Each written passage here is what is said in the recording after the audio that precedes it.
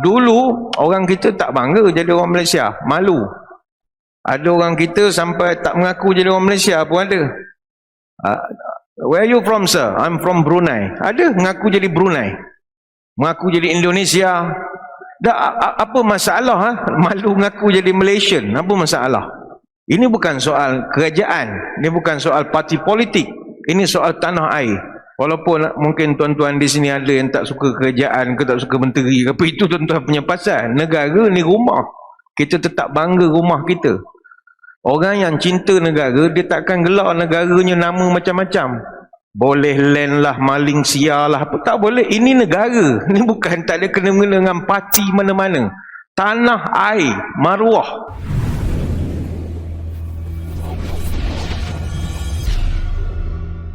Assalamualaikum warahmatullahi wabarakatuh. Bismillahirrahmanirrahim. Alhamdulillahi hamdan katsiran tayyiban mubarakan fihi kama yanbaghi li jalali wajhikal karim wa li 'azimi sultanik. Allahumma salli ala sayyidina Muhammadin abdika wa rasulika nabiyil ummi wa ala alihi wa sahbihi ajma'in. Nawaitu ta'alluma wa ta'lim wa tazakkura wa tazkir wa naf'a wal intifa' wal ifadah wal istifadah wal hasa ala tamassuki bi kitabillah wa sunnati rasulih wa du'a ilal huda wa dalalah alal khair ibtigha'a wajhillah wa mardatihi wa kurbihi wa sawabihi lillahi ta'ala. Allahumma raddina bi qada'ika wa sabirna ala balaika wa auzi'na syukra ni'maika. Ya Allah, jadikan kami redha menerima takdirmu, jadikan kami sabar dalam menerima ujian darimu, dan bimbinglah kami untuk sentiasa syukur kepada nikmatmu. Terima kasih Al-Fadil, Ustaz pengacara majlis. Yang dihormatkan Datuk Orang Kaya Tok Engku Mahabijaya Hulu Langat, Tok Engku Abdul Jalil bin Datuk Abdul Rani. Yang saya hormati Al-Fadil Tuan Haji Muhammad Nazri bin Sabirin, Pemangku Pegawai Takbir Agama Islam Daerah Hulu Langat. Yang saya hormati juga Tok Penghulu Nur Akmal bin Nordin, Penghulu Mukim Ceras. Seterusnya barisan ketua-ketua unit Pejabat Agama Islam Daerah Hulu Langat. Yang saya hormati Nazir-Nazir Masjid Kawasan Ceras. Yang saya hormati juga Nazir dan juga para pegawai dan jawatan kuasa Masjid Bandar Tun Hussein On Ceras. Tuan-tuan guru, para alim ulama, para habaib, muslimin muslimat, hadirin hadirat, tuan-tuan puan-puan, moga-moga dirahmati Allah sekalian. Pertama, bersyukur kehadrat ilahi, saya sekali lagi dapat menyampaikan syarahan di masjid ini. Kali terakhir saya menyampaikan syarahan di masjid ini kira-kira 2049 hari yang lalu, iaitu hari Khamis 19 Januari tahun 2017. Maknanya sudah 5 tahun, 7 bulan, 11 hari kita tidak bertemu. Dan saya sangat percaya tuan-tuan pun tak ingat dah apa saya ceramahkan ketika itu. Pada malam ini kita akan membicarakan satu tajuk, moga-moga bermanfaat, iaitu merdekakah jiwaku. Hadirin hadirat sekalian, dalam dunia sekarang ini kita adalah antara 195 independent sovereign states in the world, including de facto independent Taiwan.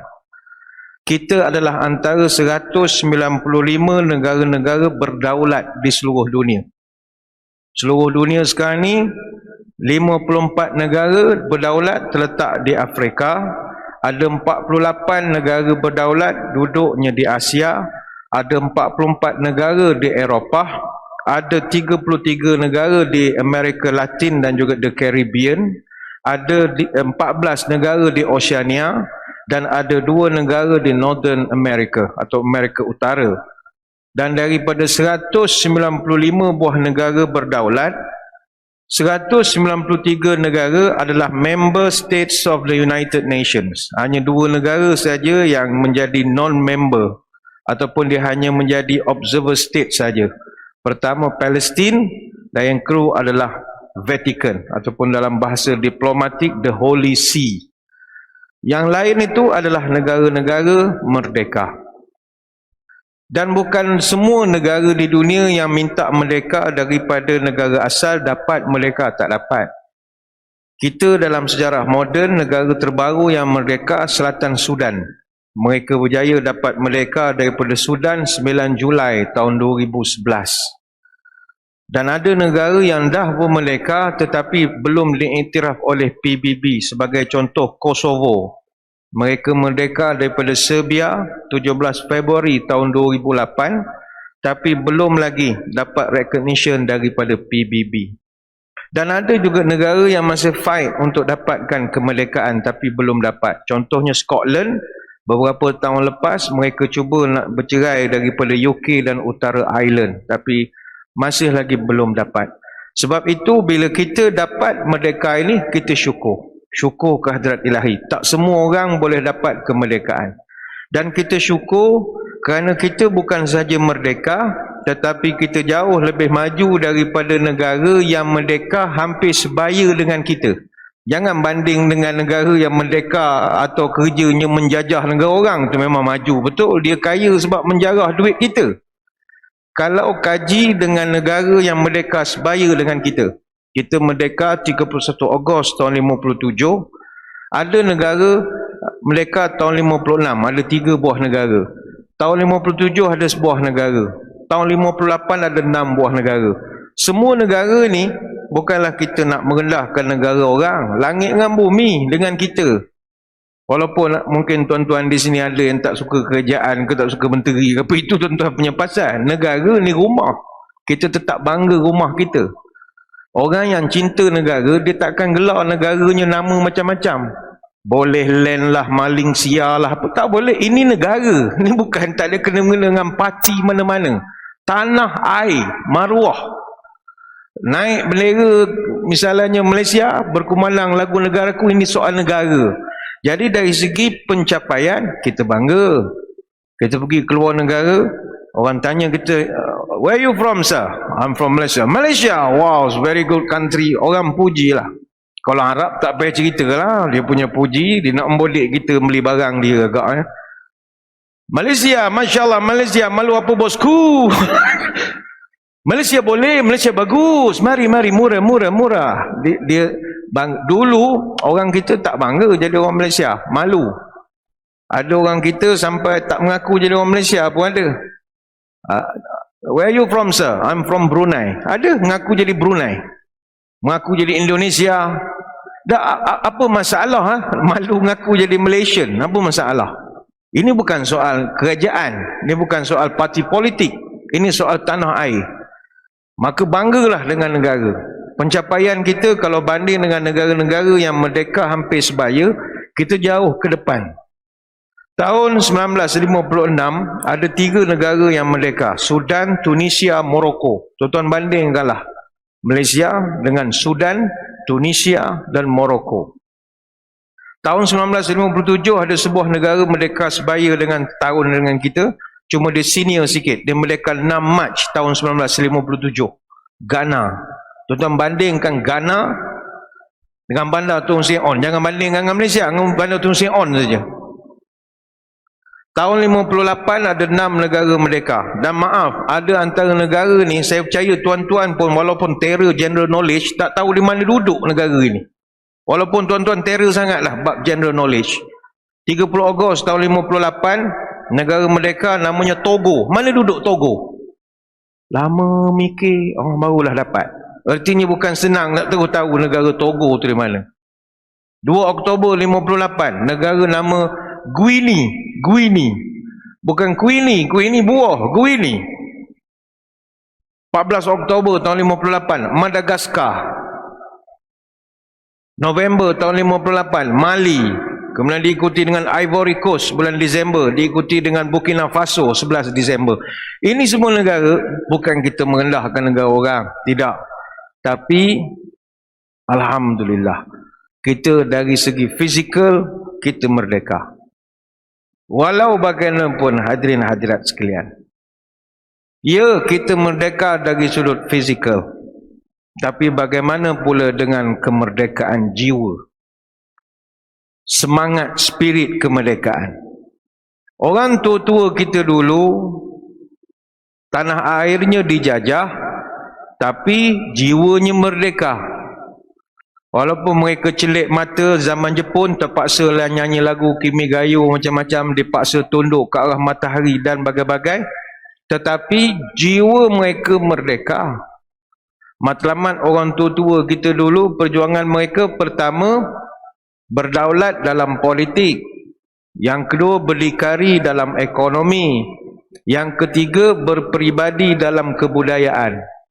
Jangan jadi bangsa jongos yang tunduk dalam ketiak penjajah asing.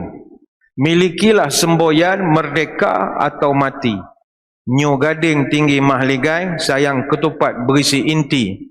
Hancur daging tulang bercerai, belum dapat takkan berhenti. Ini orang tua-tua dulu. Walaupun terbelenggu dan dijajah, tetapi jiwanya merdeka. Banding dengan kita sekarang, negara maju, banding dengan Mali lah, Ivory Coast habis dia mengata semua negara orang. Tapi rakyatnya, jiwa masih dijajah. Jiwanya belum merdeka. Negaranya merdeka, tapi rakyatnya masih belum. Dijajah handphone, dijajah game PUBG macam-macam. Dijajah apa lagi? Dijajah Korea. Pada Korea tak pernah jejak pun askarnya ke tanah air ini. Budak kita lebih teruk pada Korea lagi. Berapa hari lepas ada artis Korea bunuh diri seorang. Anak-anak kita yang Melayu buat upacara berkabung, pasang lilin, nangis, mengenangkan meninggalnya orang artis kesayangan mereka. Dijajah. Mak ayahnya sibuk pergi ke masjid dengar ceramah, mak anak tengah pasang lilin untuk artis Korea. Gitu. Asal saya. Kita pun tak faham bahasa apa dia cakap. Asal tanya malam nak makan apa? Semua makan Korea, semua tak ada dah tom yam ke, makan nasi putih ke, lauk kampung tak pandai dah. Dijajah jiwa, kuat membeli secara atas talian online misalnya. Kalau Shopee tu menyala semua dalam telefon, ting Shopee, tengah dengar ceramah bunyi Shopee. Ting Shopee. Tengah dengar ceramah bunyi Shopee, mana ada barang baru masuk. Kurier hantar barang ke rumah hari-hari. Dah macam saudara dah budak mengantar barang tu. Tinggal tak buat sirap lagi untuk dia. Pip ngantar barang. Dijajah internet. Kegilaan dan kejahilan makin menjadi-jadi. Gila publicity, gila glamour, gila penyakit keterkenalan, TikTok dan bagai-bagai lagi. Maka secara jujur, merdekakah kita? Jawapannya belum. Physically, yes. Secara spiritually, no. Mungkin negara yang kita pandang rendah tadi, physically no, tapi dari segi mentally dan juga dia punya spiritually, yes. Barangkali mereka lebih bahagia daripada kita. Berbanding dengan kita yang nampak bahagia tapi rupanya hanyalah lipstick dan kosmetik. Sekarang ni tuan-tuan, kegilaan manusia di Malaysia makin menjadi-jadi. Yang majoritinya adalah anak-anak muda. Kita bukanlah nak menjadikan malam ni ruang nak hentam orang muda, tidak. Tapi zaman sekarang adalah zaman internet. Maka the most active demographic on social media adalah umur antara 18 sampai 24 tahun. Dan ini kajian yang dibuktikan. 90% manusia yang umur antara 18 sampai 29 tahun, mereka memang berkemah dalam social media. Duduk betul dalam alam internet ini. Personally, professionally and academically involved. Academically maknanya termasuk yang buat postgrad, nak buat PhD, masters, tidur dalam dunia internet. Kita tak ada masalah, tapi kita takut jiwa mereka tidak merdeka. Maklum saja zaman muda. Kita ni tuan-tuan, kita yang dah umur 40 tahun ke atas ni, Kita tahu orang muda ni dia young and stupid. Bukan kita marah. We've been there, done that. Umur kita sekarang, kita pernah muda. Sebab kita pernah melalui kebodohan zaman muda, kita tahu. Sebab itu budak-budak muda sekarang, dia ingat kita ni semua kopiah atas kepala, dia tak tahu kita lebih terror pada dia tentang alam orang muda ini. Dia tak tahu kita kenal RZ ni dah lama dah, saja malah tunjuk ya. Saya ingat lagi tahun 85, kawan saya beli RZ 5 speed.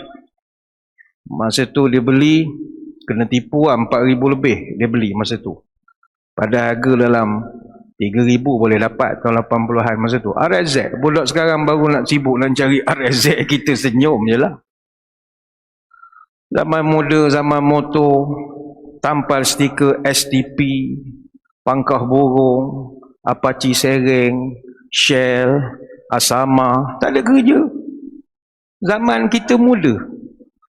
Tapi sekarang dah ramai jadi AJK masjid dah sekarang. Saya tengok semua dah pergi ke masjid lah. Semua dah putih dah janggut. Zaman muda, geng Jipang tu.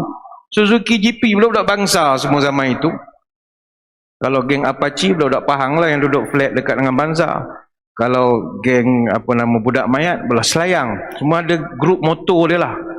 Lepak Dataran Merdeka, lepak mobil bangsa, lepas tu layan corner dekat Jalan Parlimen, racing Jalan Bangsa, pergi fun fair, menengok ekspedisi.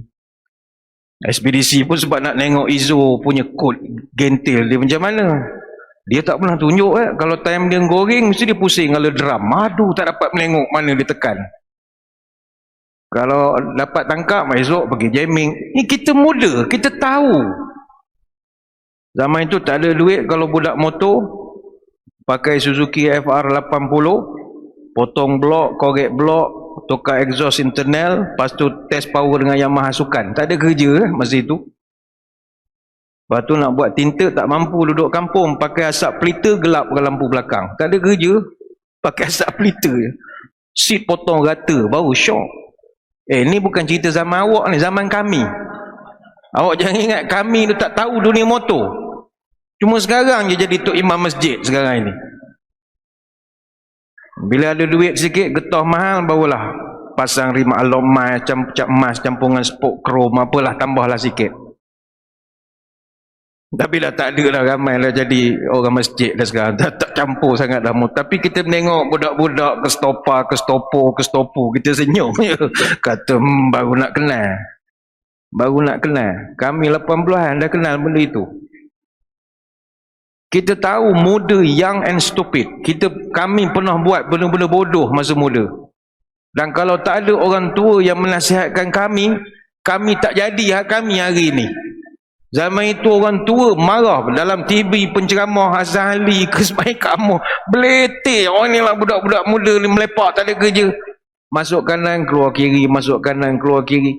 Tapi lama-lama hasil daripada letiran itu jadilah sikit orang pada hari ini.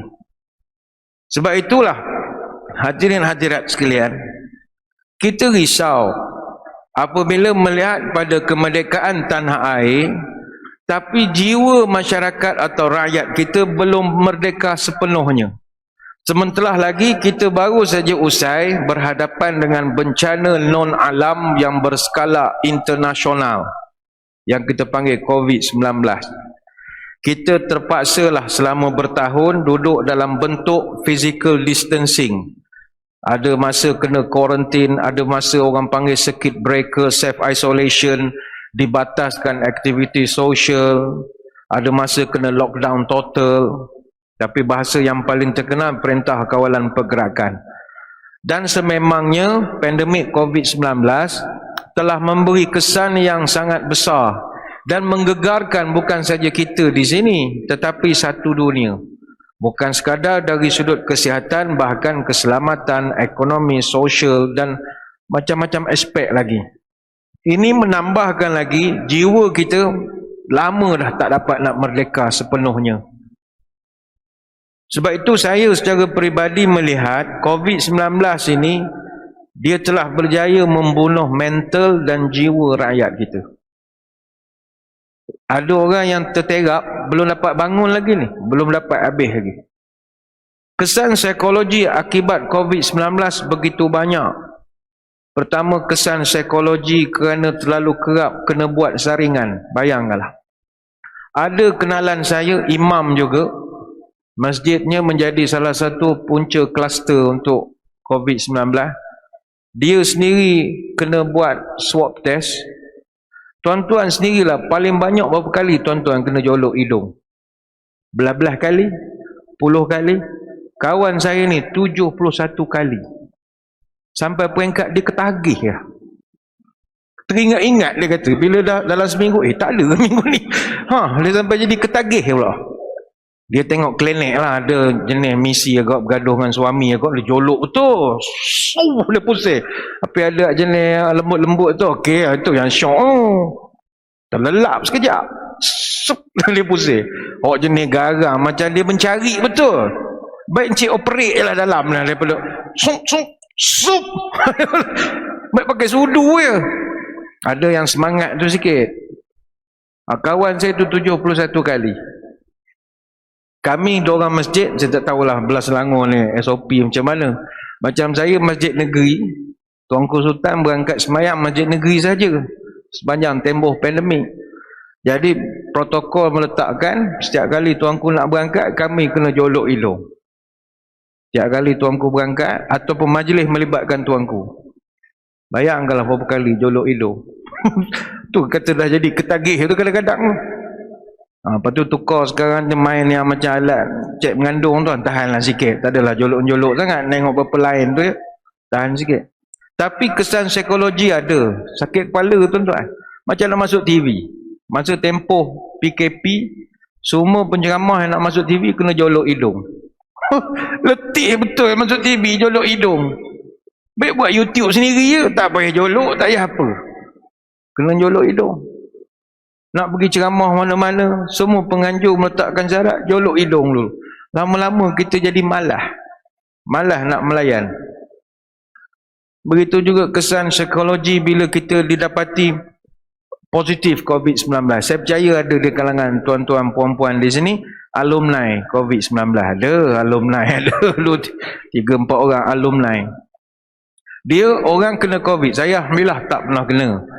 Cuma COVID ni saya tengok, ada saya punya imam, Bilal imam, ada yang kena. Ada yang kena kuarantin 14 hari. Cuma saya tengok masalah orang kena COVID ni, dia bukan masalah masa kena COVID. Masa dia kena COVID, dia okey je. Yang imam saya tu hantar gambar, bersenang lelang pula duduk di tempat PKRC dia tu. Macam gembira sangat pula lah. Cuma saya tengok masalahnya adalah masalah PSTD. Post Stress Traumatic Disorder. Masalah trauma terhadap pandangan serong orang. Itu yang paling tak tahan. Pergi ke pejabat, mentang-mentang dia ni alumni COVID, kawan bila tengok dia lalu semua pakai topeng, tak cukup selapis, ambil selagi. Takut dengan kita, macam tengok hantu raya. Mungkin joke bagi setengah orang, tapi bagi kita yang sakit, kita kecil hati. Kecil hati tuan-tuan. Kadang member tu batuk sikit je betul kata kok, member buka tingkap kereta 4-4. Tingkap boleh buka pintu sambil berjalan ada. Padahal member tu bukan batuk, betul ke suara je. Kesian sebab dia alumni COVID-19. Begitu juga kita jadi bengong bila akibat daripada kuarantin. Sama ada di PKRC, home surveillance ataupun jadi close contact kedua. Sisi dua ni bagi saya memang dizalimi betul lah. Kalau doa mustajab sebenarnya jadi sisi dua ni. Sisi dua adalah sistem penjajahan betul zaman itu. Kita tak bersalah kalau close contact one, munasabah. Anak jiran main rumah kita. Kita pun duduk dalam rumah.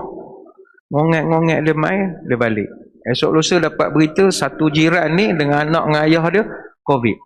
Anak kita automatik jadi close contact satu. Kita jadi sisi dua. Tak apalah, dia tak kira lah sisi dua, sisi tiga, sisi 10 pun. Tak boleh pergi kerja seminggu. Duduk kerang kat rumah tunggu bantuan masjid hantar beras. Bayangkanlah. Kalau kita yang penjawat awam tak apa. Work from home 2 tahun pun okey tuan-tuan. Kawan saya naik pangkat seminggu 2 grade. Sepanjang PKP. Pagi dia dapat 48, petang dapat 52. Masa PKP, tak tahu bela kerja. Untung kerja-kerjaan. Tapi kalau peniaga yang kecil-kecilan, yang hasil pendapatan harian, 7 hari tak bekerja, jam. Stres masa itu. Lepas tu polisi tu bertukar. Lepas tu kesan psikologi kerana kita bergaduh sama kita kerana masalah vaksin tak vaksin. Fed up. Orang kita kan memang hobi bergaduh. Dulu sebelum bergaduh pasal politik. Tapi sebab sepanjang PKP politik tak ada cerita sangat. Politician pun semua baik, duduk rumah. Tak ada benda nak bergaduh pasal vaksin pula. Yang tak suka vaksin, kutuk yang vaksin. Yang vaksin, kutuk tak vaksin. Yang kena cocok, orang yang tak vaksin padan muka kan kita. Wah, Ustaz dah berapa dos? Saya 2 dos. Wah, 2 dos Ustaz dapat sijil. Esok kalau dos ketiga mesti Ustaz dapat diploma. Oh, dia punya menganjir. Kalau dos keempat dapat degree lah Ustaz. Dos kelima master. 6 dos PhD. 6 dos PhD. Tapi ada kawan saya 4 dos dia kena. Sebab 2 dos dia ambil tak diiktiraf kementerian. Dia ambil awal di luar negara. Dia kata 4 kali aku kena cocok. Seksa betul. Kata okey lah, degree lah kau dapat.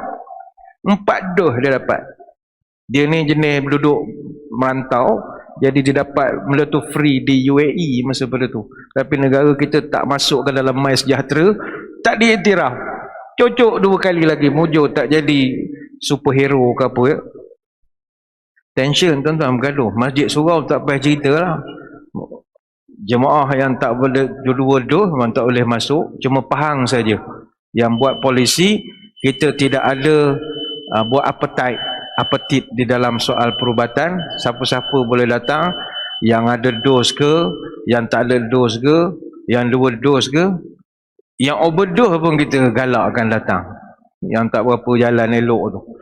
Saya ingat kita kena beri laluan Ustaz kepada laluan azan isyak sebagai meraihkan syiar agama di tempat kita. Jadi tuan-tuan, kita berehat dulu seketika. Tuan-tuan jangan ke mana-mana, kita akan kembali lagi selepas ini. Muslimin muslimat yang dirahmati Allah sekalian. Kami mohon izin daripada jemaah untuk menganjakkan sedikit pelaksanaan solat isyak berjemaah. Untuk memberi peluang dihabiskan sedikit lagi syarahan pada malam ini. Tuan-tuan sekalian, kalau kita nak secara jujur bertanya merdekakah jiwa kita, jawapannya belum tahu. Kalau merdeka negara, yes. Merdeka jiwa, belum tentu. Kita baru saja lepas habis dilambung oleh badai COVID-19. Berapa ramai di kalangan kita yang belum mampu untuk bangkit tegak lagi. Pukulan ekonomi begitu teruk sekali. Ada kenalan-kenalan kita yang dulunya ada perniagaan yang bagus, pekerjaan yang bagus. Dek kerana oleh COVID, PKP mereka dah hilang mata pencarian. Dan nak bangkit semula tu bukanlah mudah. Dia start daripada zero balik. Kesian, belum dapat bangkit lagi. Sebab itu kesan psikologi dek kerana penjajahan COVID-19 masih belum selesai lagi. Kita yang jaga masjid ini sampai sekarang kesan psikologi belum selesai. Perang dingin antara jemaah dengan pegawai masjid masih belum berkesudahan. Mata bertentangan, hati kedapatan. Jaga berapa kali tukar dah. Apa sebab? Makmur masih bergaduh dengan security. Imam kecil hati tak ubat lagi, parut terluka tu masih ada lagi. Makmum kutuk imam, kutuk nazir, kutuk AJK masjid, Masjid Dajjal, Freemason, Yahudi, WHO, Bill Gates, Cristiano Ronaldo, macam-macam benda disebutnya. Masjid Kroni, masjid bapak dia, macam-macam tiap-tiap minggu. Dan luka itu belum sembuh lagi. Belum sembuh habis lagi. Ini yang saya sebutkan tadi, penjajahan COVID-19. Belum selesai lagi ubat penyakitnya. Kesan psikologi anak-anak kita yang terpaksa hampir 2 tahun tak pergi ke sekolah dan mereka semua kena PDPR. Bayangkanlah duduk di rumah. Bila anak duduk di rumah belajar depan komputer, siapalah yang boleh monitor daripada pagi sampai petang? Akhirnya mak di rumah semua jadi singa semua. Mak jadi singa. Anak pergi sekolah, tadika cikgu suruh lukis gambar binatang. Okey. Bila time lion dia lukis gambar mak dia. Gambar mak dia singa. Mak mau tak jadi rimau, tak jadi singa. Ayah buat bodoh je main telefon. Semua kepala mak kena jaga. Anak bangun lambat pun mak, anak tak buat homework pun mak, grup WhatsApp pun mak juga. Yang grup WhatsApp cikgu sekolahnya jadi sakit kepala dia. Anak-anak pula bila belajar pakai PDPR ni, no more talk, no more chalk ni, memang susah tuan-tuan. Sebab itu kita syukurlah kita dah balik semula sekolah seperti biasa. Sebab isu penggunaan komputer berlebihan itu dah banyak dibuat kajian. Tak ada yang bagusnya. Penggunaan komputer berlebihan di Jepun, dia dah dilanda satu masalah sekarang, dia panggil hikikomori. Hikikomori ni penyakit introvert yang begitu teruk sekali. 700,000 individu purata umur bawah daripada 30, dek kerana mereka terperap 6 bulan berhadapan dengan komputer, akhirnya jadi introvert. Introvert ni dia dah tak pandai hidup dengan orang. Dia bersendiri. Dia hidup sendiri. Orang datang, mak saudara, pak saudara, dia dah tak pandai nak meet and greet tu dah tak ada. Dia dah hilang skill manusiawi. Hidup dia dengan komputer. Hikikomori. Saya ingat anak-anak kita pun dah ada penyakit itu. Semua tengah baring tengok TV, datang pak saudara, dia tak bangun-bangun, dia buat bodoh, dia tak reti. Dia dah tak ada skill. Kalau orang tetamu datang ke rumah, kalau tetamu tu tak bercakap, sampai malam lah tak bercakap, keras berdua dulu. Dia dah tak ada skill manusiawi. Hikikomori namanya. Ini isu yang kita panggil teknostress. Teknostress ni generasi milenial, generasi Y. Dia Jabatan Perangkat Malaysia, dia bagikan kita ini ikut umur. Macam orang masjid, biasanya majoriti jemaah kita pre-baby boom. Pre-baby boom ni 4% daripada penduduk di Malaysia. Nama je baby tapi bukan baby. Pre-baby boom ni umur 65 tahun ke atas. Jangan perasan pula, baby bukan istilah je. Dia ada the baby boom. Baby boom ni 47 sampai 64 tahun. Kalau negara kita lebih kurang dalam 16% lah terdiri daripada the baby boom. Dia ada generasi X ataupun the baby bust, umur 34 sampai 46 tahun. Ini membentuk 21% daripada masyarakat negara kita. Dan dia ada the echo baby boom. The echo of baby boom ni generasi Y. Gen Y ni umur antara 13 sampai 33 tahun. Dan mereka 21% rakyat adalah generasi Y ni. Tapi kita ada satu lagi generasi baru, dipanggil generasi net ataupun Gen Z, Gen Z. Ini umur daripada baby sampai umur 12 tahun. Mereka 38%.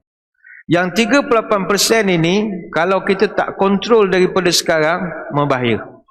Sebab generasi Y yang kita panggil generasi millennium ini, dia terkenal dengan sifat macam sekarang, berfikir luar kotak, bebas bersuara, celik teknologi, kuat main handphone. Jadi bila kita hari itu terlepas kawalan terhadap Gen Y ini, maka kita tak nak pisang berbuah dua kali. Biarlah untuk kali ini generasi net atau Gen Z kita bertegas sedikit. Kalau tidak, tak ada erti kemerdekaan ini. Cuma teknologi kita tak boleh elak, tuan-tuan sekalian. Janganlah pula, oh malam ni ustaz kita kena kontrol internet, jangan teknologi. Bukan tak boleh. Sebab kita duduk dalam revolusi industri 4.0 apa semua, terpaksa meraihkan kedatangan teknologi. Bahkan ada juga hikmahnya PKP. Kerana PKP kita dapatlah menghadapi suasana teknologi baru. Saya masih ingat masjid, apabila pihak majlis agama hadkan aktiviti, kita guna ayat pengehadan aktiviti, bukan tutup masjid. Ini netizen kena betulkan ayat. Masjid tidak ditutup, dihadkan aktiviti. Artinya masih ada pengimarahan masjid oleh pegawai masjid, tapi dihadkan aktiviti. Jadi masa kita hadkan aktiviti, kelas pengajian semua guna online. Kita tuan-tuan, tahun 2020 BC ni before COVID tahun 2020 before COVID, kita hanya mahir dengan WhatsApp, Instagram, Facebook, TikTok pun belum lagi lah masa itu. Tiba-tiba pihak pemerintah minta kita bermain dengan online video conferencing tools yang tak pernah kita gunakan seumur hidup kita. Google Classroom, Google Meet, Zoom, Microsoft Teams, Skype, Webex, StreamYard dan macam-macam lagi. Masa mula-mula diperkenalkan, saya masih ingat, huru-hara betul. Bulan Mei tahun 2020, huru-hara. Kita pun tak pandai, walaupun di masjid ada petugas teknikal, JAV, Juru Audio Visual. Tapi nak menggunakan online punya conferencing tools ni memerlukan kemahiran tambahan. Contoh, kamera. Mungkin boleh buat laptop, tapi kedudukan kameranya di mana? Maka berlakulah tazkirah kuliah maghrib. Penceramah kita ramai yang terdiri daripada pre-baby boom, 65 tahun ke atas. Dia letaknya handphone, tak nampak muka, nampak kipas. Berputar-putar lah kipas. Pening kita menengok. Alah, guru tak main ni mengajar, nampak kipas pula dah. Tak reti. Ada guru Quran tengah mengajar, pakai laptop. Tak pakai background, green screen ke apa ke. Tengah mengajar, lalu isteri dia pakai baju kelawar. Tengah mengikat rambut. Rambut agak berpuntai-puntai. Semua anak murid menengok. Sudahlah. Ustazah lalu belakang. Mana dia tahu? Ada anak murid mengaji. Mok beletir kat dapur. Satu kelas dengar dalam komputer. Masa peringkat awal. Bulan 5, bulan 6. Tapi lepas pada tu, kita ni jenis hati cerah kan. Hati terang hati. Sekarang ni terror dah. Dah tahu kamera letak mana, eye levelnya. Macam siap sekarang ni penceramah-penceramah. Saya tengok background boleh tukar-tukar pula dah. Hari ni Masjidil Haram, esok Masjid Nabawi, baju Masjid Aqsa. Tak mudah lah. Ustaz-ustaz pun dah pandai. Ada hikmah lah juga di sebalik musibah.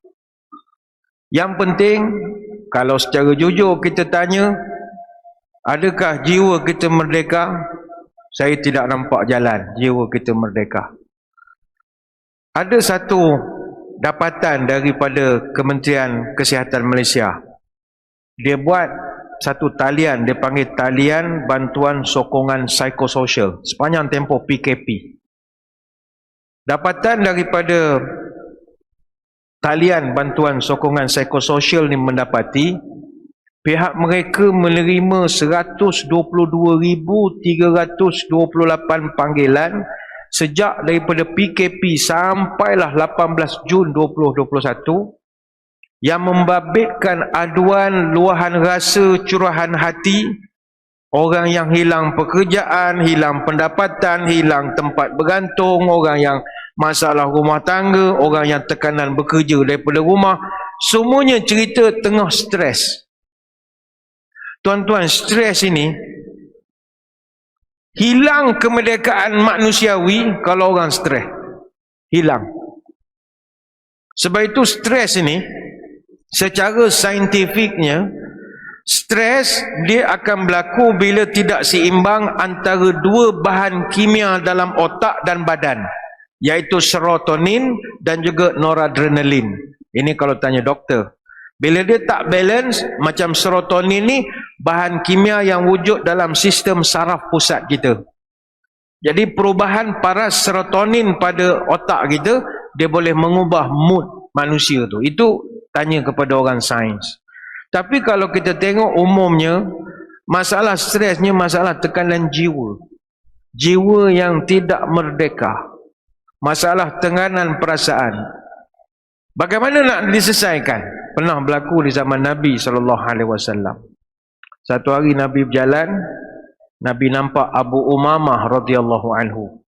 Abu Umamah duduk dalam masjid, Nabi pun tegur dia. Ya Aba Umamah, mali araka jalisan fil masjid fi ghairi waqti salah. Wahai Abu Umamah, kenapa kamu duduk dalam masjid beriktikaf pada waktu yang bukan prime time untuk sembahyang. Mungkin dia duduk di masjid masa tu pukul 10 pagi, 11 pagi, Zuhur belum masuk. Duha, pagi tadi orang dah buat duha. Jadi agak janggal. Nabi tanya, kenapa kamu duduk masa ini? Tak pergi kerja? Apa jawab Abu Umamah? Humumun lazimatni ya Rasul wa duyun. Saya ya Rasulullah sedang gelisah. Saya ya Rasulullah sedang berduka cita dan susah hati. Kenapa kamu susah hati? Dijawab oleh Abu Umamah, wa duyun ya Rasulullah. Saya ni dibelit oleh hutang. Banyak problem ya Rasulullah. Tak boleh nak ceria lagi. Lantas apa respon Nabi? Afala u'allimuka kalaman iza anta qultahu azhaballahu azza wa jalla hammaka wa qada anka dainaka. Wahai Abu Umamah, maukah kamu saya ajarkan satu bacaan yang berbentuk doa? Kalau kamu amalkan, nescaya Allah akan hapuskan kegelisahanmu dan melunaskan segala hutangmu. Apa jawab Abu Umamah? Bala ya Rasulullah, of course, saya perlu sangat ni ya Rasulullah. Nabi jawab begini, Qul idza asbahta wa idza amsaita. Bacalah di waktu pagi dan bacalah di waktu petang. Allahumma inni a'udzubika minal hammi wal hazan wa a'udzubika minal ajzi wal kasal wa a'udzubika minal jubni wal bukhli wa a'udzubika min ghalabatid daini wa qahrir rijal. Kata Nabi, bacalah di waktu pagi dan bacalah di waktu petang. Ya Allah, aku berlindung padamu dari gelisah dan rasa sedih. Aku berlindung padamu daripada lemah dan malas. Aku berlindung padamu dari rasa takut dan bakhil. Aku berlindung padamu dari debelit hutang dan daripada termakan budi dengan manusia. 8 perkara yang para ulama mengatakan secara simboliknya 8 perkara inilah jiwa orang yang terjajah. Tak ada erti merdeka kalau kita punya jiwa ada 8 perkara ni tadi. Pertama, ajzi minal hammi wal hazan. Gelisah, rasa sedih. Tak ada makna. Orang lain gembira apa semua, dia gelisah, sedih. Sedih tak naik pangkat, sedih tak dapat pingat, sedih macam-macam, entah mana-mana dia sedih kita pun tak tahu. Dia tengok emisers dapat datuk, Allah, bila pula aku nak dapat datuk. Yang tak apa yang kau bandingkan hidup dengan emisers ni. Tiba-tiba je dia jadi sedih tak karuan. Rupanya dijajah. Ataupun dia rasa gelisah hidupnya. Ataupun, dan yang ketiga Nabi minta, wa inni a'udzubika minal ajzi wal kasal. Ya Allah, jauhkan aku daripada lemah, jauhkan aku daripada malas. Ini juga 2 penjajahan jiwa. Malas, lemah. Tak tahulah orang Melayu ni malas ataupun lemah. Ada juga orang kata orang Melayu malas. Saya tidak setuju. Melayu ni bukan malas, dia malas berfikir. Dia bukan malas membuat, malas berfikir. Jadi dia malas fikir menyebabkan dia kreatif. Contoh, kita puji orang kampung dulu cerdik, buat rumah tiang tinggi. Jadi bila banjir, tak adalah kena pindah macam kita berlaku di Seri Muda, di Ulu Langat. Apakah rumah habis semua? Lalu ada mencadangkan, oh kita buatlah rumah tinggi macam orang tua-tua dulu. Orang tua-tua dulu buat tinggi rumah sebab rumah dia dah kerap banjir yang dia buat tu. Sebab dia kata, aku malas lah. Memang dia malas. Aku malas betul nak pindah tiap-tiap kali musim tengkujuh. Asal hujannya kena duduk dekat dewan jabat daerah tu, tak daya. Habis nak buat macam mana? Buat rumah tinggi. Kalau air masuk, tak sampai ke rumah. Itu dia buat rumah tinggi tu. Dia malas nak pindah. Itu dia panggil malas. Malas yang membentuk kepada positif yang lain. Ataupun kenapa orang Melayu buat kerih? Sebab dia malas bawa pedang besar. Dia kata, woi, tengok orang-orang cerita Conan ke apa kan, pedang besar-besar. Malas aku nak bawa, sakit badan je. Kita rekalah senjata kecil sikit, nama kerih. Jadi malas kita membentuk positif, itu lain. Yang malas ni saya panggil malas. Pemalas betul. Dijajah dan berlindung daripada minal jubni wal bukhli, penakut dan juga bakhil. Lindung daripada debelit hutang dan dilindungkan daripada termakan budi dengan orang, qahrir rijal. Jadi Abu Umamah pun kata, fa fa'altu zalika fa azhaballahu hammi wa qada anni daini. Saya buat apa yang Nabi ajarkan. 2 kali baca waktu pagi, 2 kali baca waktu petang, ternyata masalah saya diselesaikan dan hutang saya dapat diaturkan. Ini hadis riwayat Abu Daud dalam kitab As-Salah bab fil isti'azah. Jadi tuan-tuan sekalian, kita khawatir masyarakat kita sekarang fizikalnya merdeka, tapi dalam jiwanya ada 8 perkara tadi. Salah satunya adalah stres yang Nabi sebutkan, ham, sentiasa stres. Stres ni yang kita paling takut kalau dia membawa kepada kemurungan. Akan bawa kepada kemurungan. Jadi untuk menghilangkan kemurungan ini, kita hendaklah sentiasa menceriakan suasana. Jadi saya pun tengok tuan-tuan macam nampak murung juga sikit ni. Jadi kita ceriakan sikit suasana, baru dapat maklumat dari penganjur. Kita selepas pada ini akan melancarkan tabung aktiviti pemuda masjid. Jadi sebab ni petugas-petugas anak-anak kita akan bergerak. Jadi akan ada banyak aktiviti pada musim cuti sekolah ini sampailah hujung tahun ini. Jadi kita mohon jasa baik daripada para jemaah untuk nak memberikan sumbangan dasarkan kepada kemampuan. InsyaAllah pelajar-pelajar tahfiz kita akan bersedia untuk melakukan rondaan. Kepada yang bawa wallet lah, kalau tak bawa tu tak boleh nak buat apalah. Jadi silakan pada anak-anak, adik-adik kita, pelajar tahfiz yang tadi, okey, mereka dah pun standby.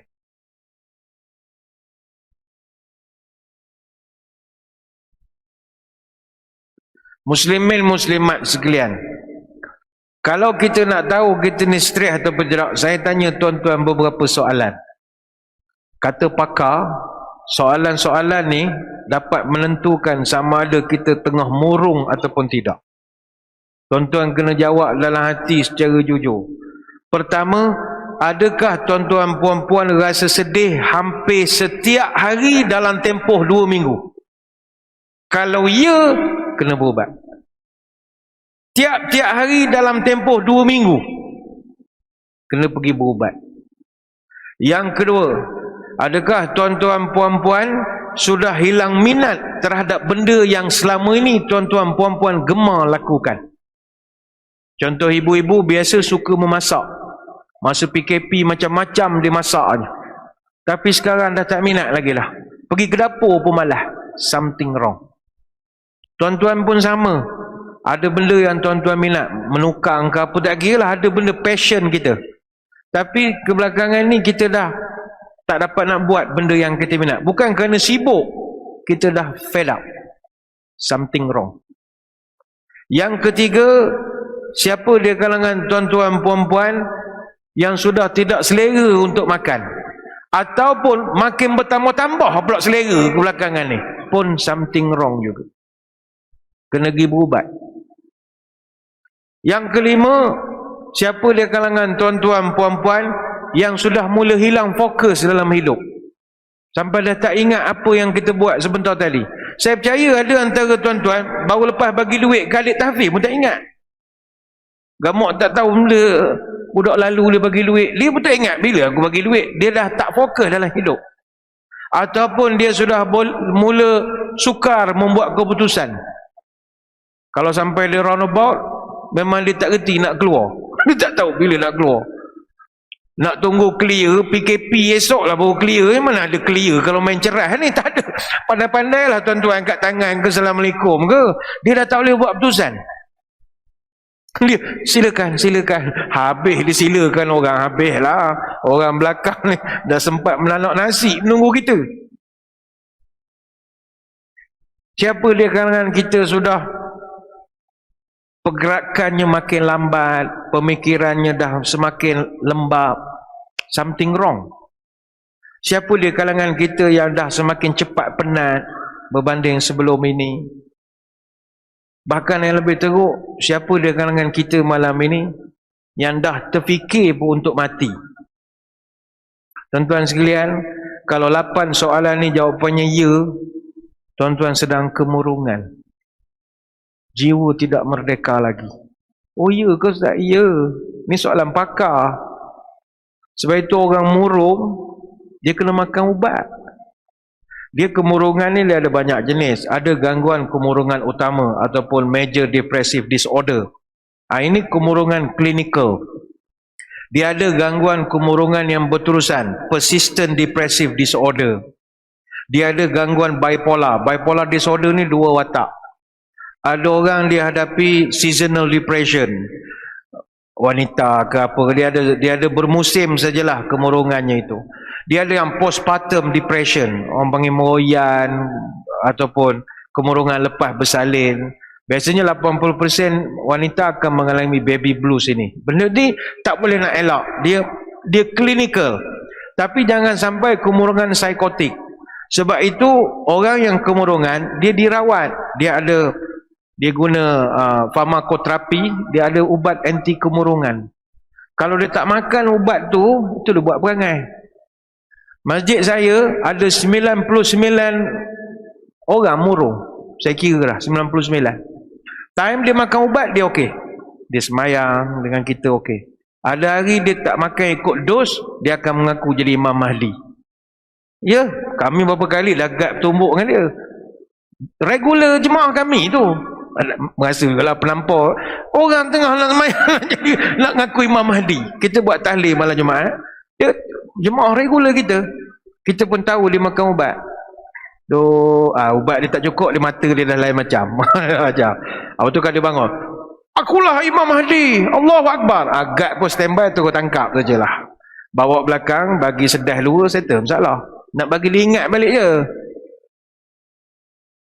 Ni ada rakaman sudahlah. Dah pecah rahsia sedas 2 tu dah sikit je. Bukanlah tumbuk sampai dera. Dah nak sedarkan dia je. Ada 2-3 orang. Ada seorang lagi pun tak makan ubat juga. Dia tak makan ubat habis.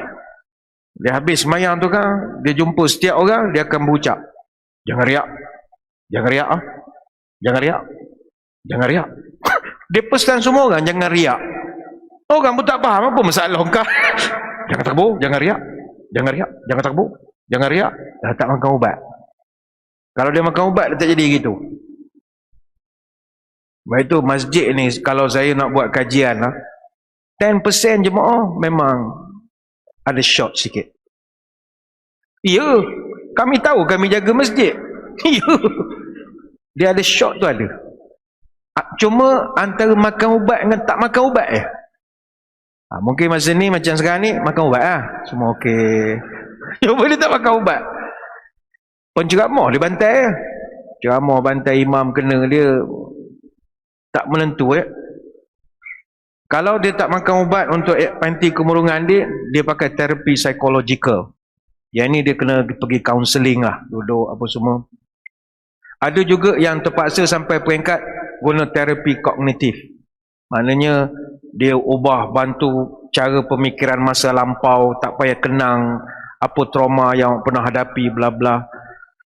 Ada yang lebih teruk, ada doktor pernah cerita guna terapi elektrokonvulsif, ECT. Dulu orang panggil elektroshock. Ada, terpaksa gunakan elektrik untuk nak sedarkan dia balik. Artinya benda ini benda real.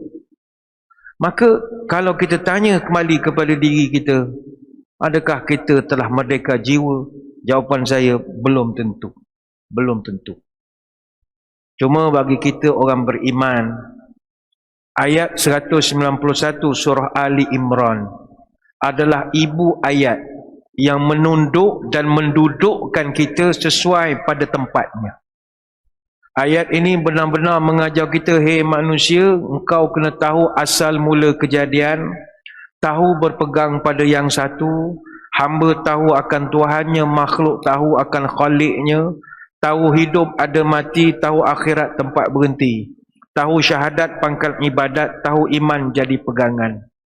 Setiap perkara yang berlaku semuanya di dalam kawalan Allah. Sehingga terpacul daripada mulut kita, Rabbana ma khalaqta hadza batila subhanaka faqina azabannar. Ya Allah, tidak ada yang kau ciptakan sia-sia. Tak ada ya Allah, Maha Suci Engkau, jauhkanlah kami daripada neraka. Walaupun COVID-19 menyusahkan kita, tapi Allah Ta'ala sebut, aku tak buat sia-sia. Ada hikmah di sebalik musibah. Ya Allah, suami saya mati, ya Allah, kenapa saya ni tak ada tempat bergantung? Aku tak buat sia-sia. Akan ada hikmah di sebalik musibah. Sebab itulah solusinya sebagai penghujung lah ni. Ada satu nasihat yang pernah diberikan oleh Sunan Bonang. Sunan Bonang ni tuan-tuan salah seorang wali Songo.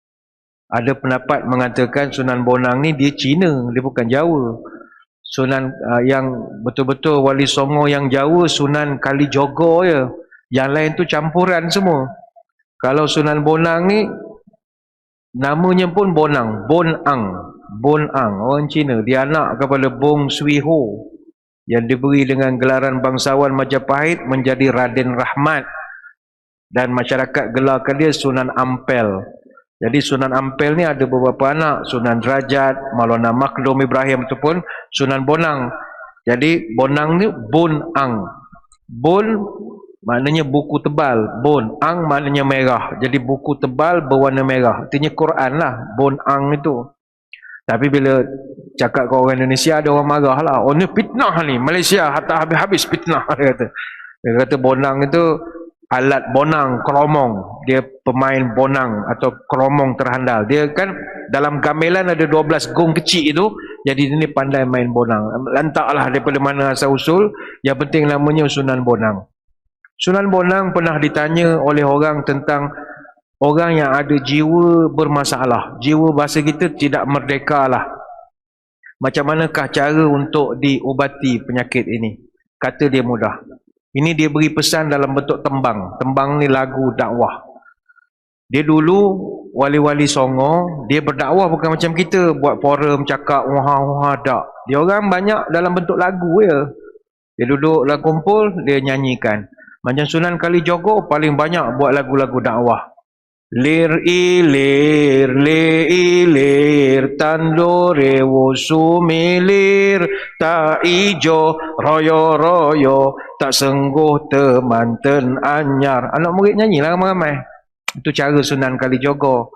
Ada gundul-gundul pacul, gundul-gundul pacul cul gembelengan, nyungi-nyungi wakul-kul kelelengan, wakul ngemplang segane dade sak latar. Banyak lagu-lagu dia. Yang Sunan Bonang dia buat lagu Tombok Ati. Tombok ati iku limo perkarane, kaping pisan maca Quran lan maknane, kaping pindo salat wengi lakanono, kaping telu kang soleh kumpulono, kaping papat kudu wetang engkang luwe, kaping limo jikir wengi engkang suwe, salah sawejine sapa bisa ngelakoni, mugi-mugi Gusti Allah nyembadani. Lembut saja nasihat daripada wali-wali Songo ini. Diajarkan kepada anak-anak dia, obat hati ada 5 perkaranya. Yang pertama, baca Quran dan maknanya. Yang kedua, salat malam dirikanlah. Yang ketiga, berkumpullah dengan orang saleh. Yang keempat, perbanyaklah berpuasa. Yang kelima, zikir malam berpanjanglah. Salah satunya siapa bisa menjalani, moga-moga Gusti Allah mencukupi. 5 benda ni kata dia, kau buat tenang hidup kau. Simple sajalah, kita tak payah cerita solusi yang terlampau berat. Nombor 1 kata dia, maca Quran lan makna ni. Kamu kena baca Quran, tapi direnungkan maksudnya. Contoh ketika membaca Quran. Ahasiban nasu an yutraku an yaqulu amanna wa hum la yuftanun. Apakah manusia mengira bahawa mereka akan dibiarkan saja mengaku beriman sedangkan mereka diuji? Ayat ini menjawab soalan kita. Kita selalu bertanya kepada Tuhan, Ya Allah, kenapa aku diuji berat begini ya Allah? Kenapakah aku menjadi dizalimi ya Allah? Kenapakah aku gini-gini? Why me? Why me? Why me ya Allah? Allah jawab dalam surah Al-Ankabut ayat 2-3, why not? Ketika engkau tanya why me? Why me? Why me? Allah tanya kita pula, why not? What's your problem? Why?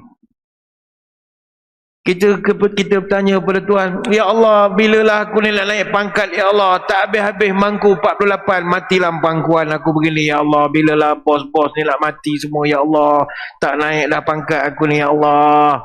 Allah jawab di dalam surah Baqarah ayat 216, Wa asa an takrahu syai'an wa huwa khairul lakum, wa asa an tuhibbu syai'an wa huwa syarrul lakum. Boleh jadi kamu tak suka sesuatu padahal dia bagus untuk kamu. Boleh jadi kamu suka sesuatu tapi dia tidak bagus untuk kamu. Mungkin kamu 48 sesuai, kamu pemalas, duduk je lah office 8-5, grade 50, 54 jadi pengarah. Kamu kena ikut orang besar, kena ikut tuanku, mengiring raja, kena on call siang malam. Kamu tu pemalas.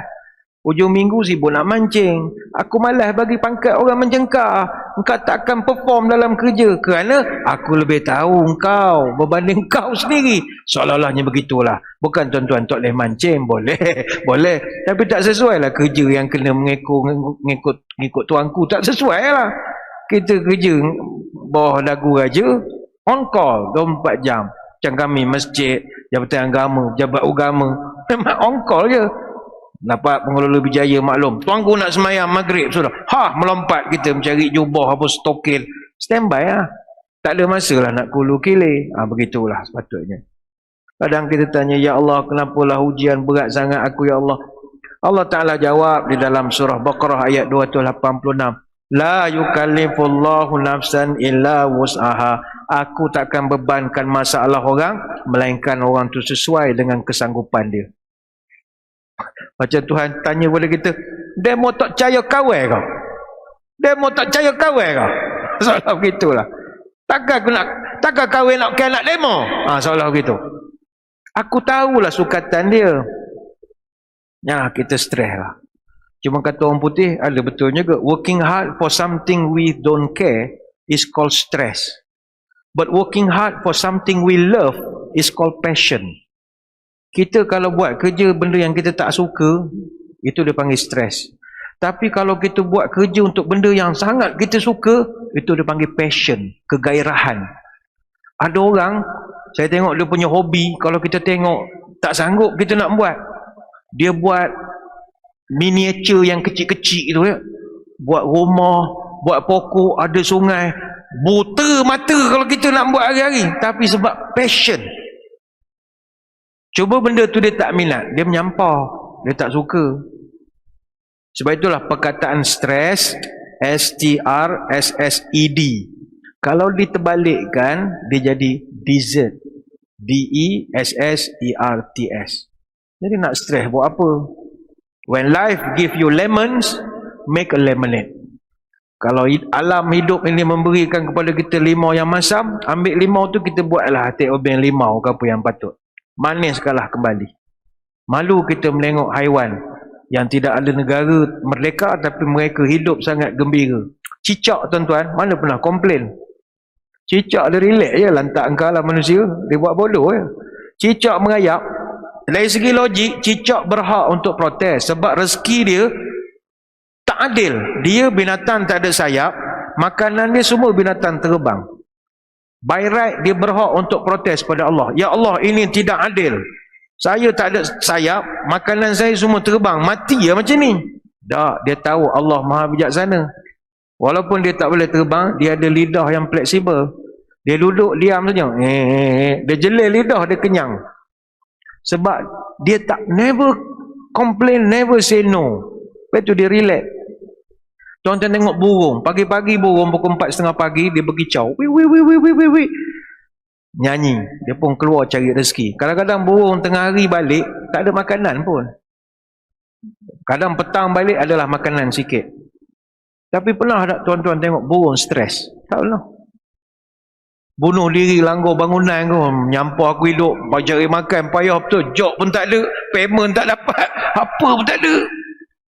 Tak pernah. Bahkan tanpa gagal, tiap pagi burung menyanyi tanpa gagal, macam tak ada masalah. Dia tak tahu nak makan apa pun. Kita manusia kan, makan kita boleh diatur. Saya ingat majlis lepas ni ada makan tak? Dah diatur orang makan. Kalau ada, minta maaf. Kalau tak ada, ni kata takut untuk ceramah je ada, tuan-tuan, tak ada, nasib lah ya. Maknanya rezeki kita dah diatur kan. Burung tak ada, tapi hidup happy. Nyanyi tiap-tiap hari. Cacing saya gelarkan mereka ni OKU total. Tak ada kelayakan untuk survive. Tak ada kaki, tak ada tangan, tak ada mata, tak ada telinga. Pernah tuan-tuan tengok ada cacing bunuh diri? Never. Stand by, relax. Kita walaupun susah, PKP ustaz, kami susah ustaz. Nak kerja macam mana, lagu mana nak kerja ustaz? Tak ada lah PT lah ni. Bang, awak ada ke tangan? Ada ke kaki? Ada ke mulut? Cacing, kaki, tangan, mata, telinga semua tak ada. Nak kerja apa? Tulang empat kerat tak ada. Tapi dia steady. Duduk dalam tanah, sengih ya. La relax ya. Rupanya kemerdekaan jiwa tu yang mustahak. Moga-moga apa yang kita bahaskan pada malam ini memberi manfaat kepada kita bersama. Saya ingat tak uraikan semualah tentang apakah perkara yang diajarkan oleh Sunan Bonang tadi. Cuma pesanan Imam kata Ibn Mas'ud, siapa-siapa yang jiwanya sentiasa tertekan, kunjungilah 3 tempat. Pertama, tempat orang baca Quran. Test dulu, tengok. Kau dengar baca Quran, ataupun kau sendiri yang bacakan, kau dengar. Tak boleh, pergi ke tempat yang boleh mengingatkan kepada Allah. Contoh kelas pengajian, cuba pergi pula. Pun tak boleh juga. Yang ketiga, kau pergi ke tempat yang sunyi. Mana kalau orang tarikat tasawuf dulu berkhalwat. Khalwat ni bukannya yang operasi pukul 12 sekarang pergi melangkap khalwat tu, bukan. Ni dia orang zikir duduk tempat sunyi. Tapi orang kita penakut hantu pula ke, jadi dia tak berani lah. Dulu berani duduk surau, dia duduk tempat sunyi. Masa orang tidur, kita fikir Allah, fikir kebesaran Allah. Cuba, kalau 3 perkara ni pun tak boleh juga, kata Ibn Mas'ud, berdoalah kepada Allah, minta kepada Allah tukar hati lain. Sebab hati kamu itu bukan lagi hati kamu. Tukar spare part lah. Tukar spare part. Dah sampai masa dah kena tukar. Teruk sangat lah tu. Saya kira sekadar itulah sembang-sembang pada malam ini. Merdeka jiwa jauh lebih utama daripada sekadar kemerdekaan dari sudut fizikal kita. Sebelum berpisah, marilah kita sama-sama menadah tangan berdoa. Moga majlis kita ini sama-sama diberkati oleh Ilahi. A'udzubillahi minasyaitonirrajim. Bismillahirrahmanirrahim. Allahumma salli wa sallim ala sayyidina Muhammadin salatan tukhrijuna biha min zulumatil wahmi. Allahumma tawil umurana wa sahi ajsadana wa nawir qulubana wa thabit imanana wa ahsin a'mala wa wasi' arzaqana wa ilal khairi qabribna wa li syari ab'idna waqdi hawaijana fid dini wad dunya wal akhirah innaka ala kulli syai'in qadir. Ya Allah, panjangkanlah umur kami, sihatkanlah tubuh badan kami, terangkanlah hati kami, tetapkanlah iman kami, elokkanlah amalan kami, luaskanlah rezeki kami, dekatkanlah kami dengan kebaikan, jauhkanlah kami dari kejahatan, kabulkanlah segala keperluan kami, sama ada dalam urusan agama, dunia ataupun akhirat. Wassallallahu ala sayyidina Muhammadin wa ala alihi wa sahbihi wa baraka wa sallam. Walhamdulillahi rabbil alamin. Sekadar itu, wabillahi taufiq wal hidayah. Assalamualaikum warahmatullahi wabarakatuh. Wallahu alam. Selamat menyambut hari kemerdekaan.